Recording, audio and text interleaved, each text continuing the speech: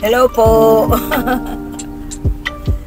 Ngayon nasa biyahe kami, papunta kami sa sementeryo. Ngayon lang kami pupunta ng sementeryo. Kahapon pumunta na si Big Tito at saka si Karen kasi hindi na nila ako sinama kahapon dahil maraming tao. Alam nyo naman, mahirap ako sa maraming tao. Nahihilo ako. At saka mahirap akong lumakad kasi malayo yung parking ng sasakyan. Kaya yun, ngayon lang kami pupunta. Tsaka sa totoo lang, wala nung wala ang asawa ko, pangatlong punta ko lang sa kanya ngayon. Kasi ayokong makita nandun siya napapaiyak ako. Kaya ngayon lang uli kami, ako ngayon ako makakadalaw uli, pang 3 beses pa lang. Bukas death anniversary ng asawa ko. Kaya yun, ngayon na kami dumalaw kasi may ilakad sila Big Tito bukas. Dapat bukas hindi siya pwedeng hindi lumakad doon sa pupuntahan niya. Kaya yun, ngayon na kami pumunta ng sementeryo. Nakapunta naman na sila kahapon.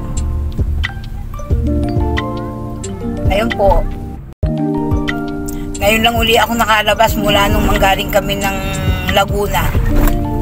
Hindi kami nakakapunta kahit saan. Sobrang inip na ako sa bahay. Kahit gusto kong dumalaw doon sa mga kamag-anak namin sa Malolos, hindi naman pwede kasi si Big Tito.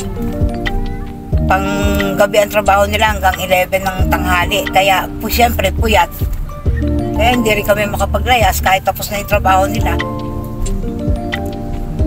Ngayon, pagkagaling namin sa sementeryo, matutulog na uli sila.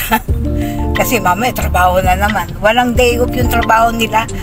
Pag linggo lang, may day off sila. Kaya yun, hindi kami makapaglayas. Mamaya na lang uli pag nandun na kami sa sementeryo.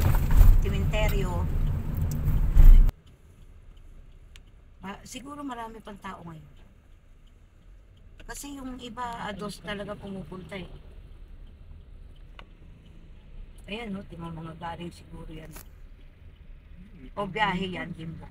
Ganyan, nagdadaan ba dyan ng biyahe?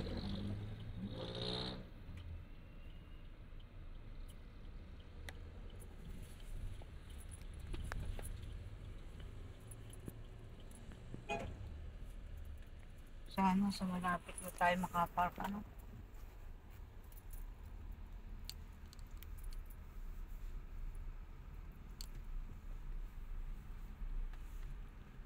Yan po, dito yung asawa ko sa sementeryo na to. Kaya pambiling bulaklak.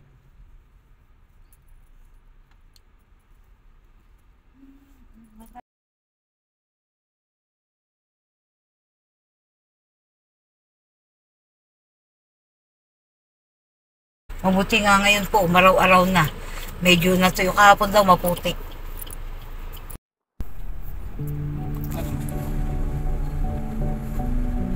Dami pa rin tao.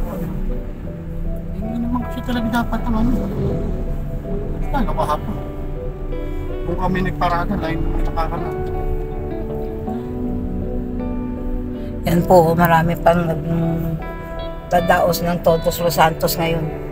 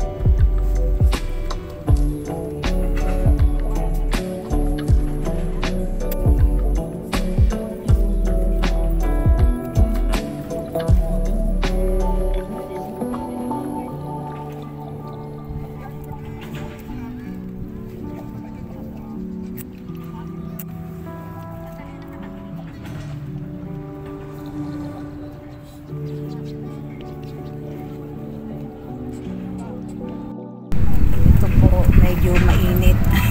Nakapayong kami. Tingnan nyo naman yung asawa ko, pogi. Pogi ng asawa ko kahit medyo moreno ng kaunti, pero pogi.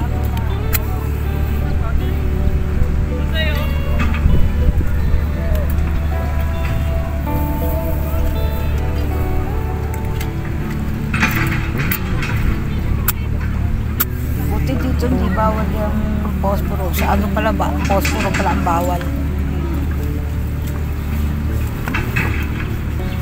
Maya-maya po ng kaunti, siguro uuwi na rin kami kasi hindi kami pwede magtagal dito dahil matutulog pa yung dalawang kasama namin.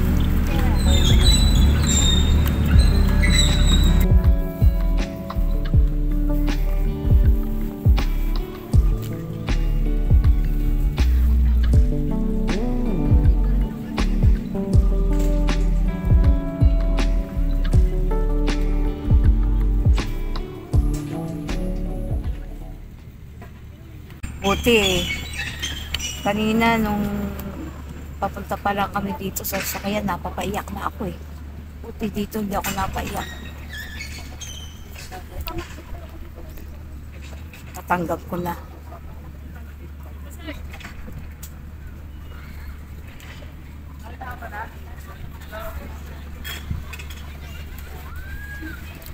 Death anniversary niya bukas. Hindi kami makakapunta bukas. Daddy, kamusta ka dyan?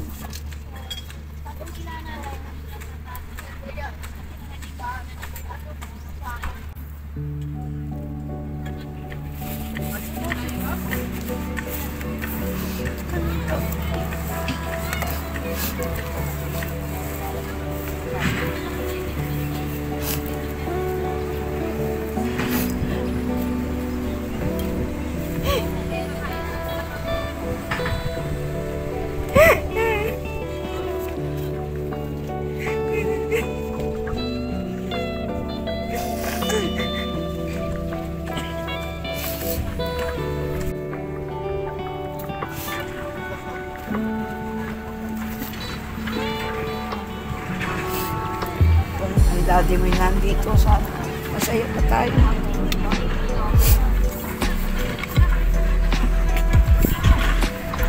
Masayang kasama yan.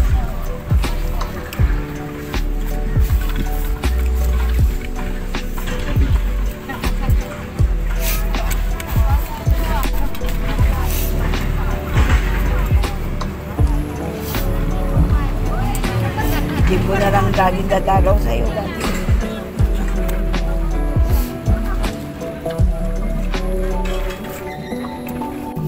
Kung asawa ko sobrang bait, kaya kahit yung mga anak ko, kaming mag-anak, parang iniiwasan namin siyang mapag-usapan kasi tuwing pag-uusapan namin siya, lahat kami umiiyak.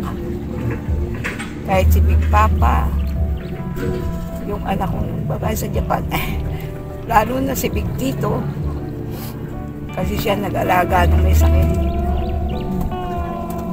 Sobrang bait kasi niya. Mabait na asawa, mabait na anak. Kaya hanggang ngayon, pag katulad na ito, pupunta ako dito sa sementeryo, iyak ako ng iyak. Ay, sabi ni Tibo, huwag na ako sumama.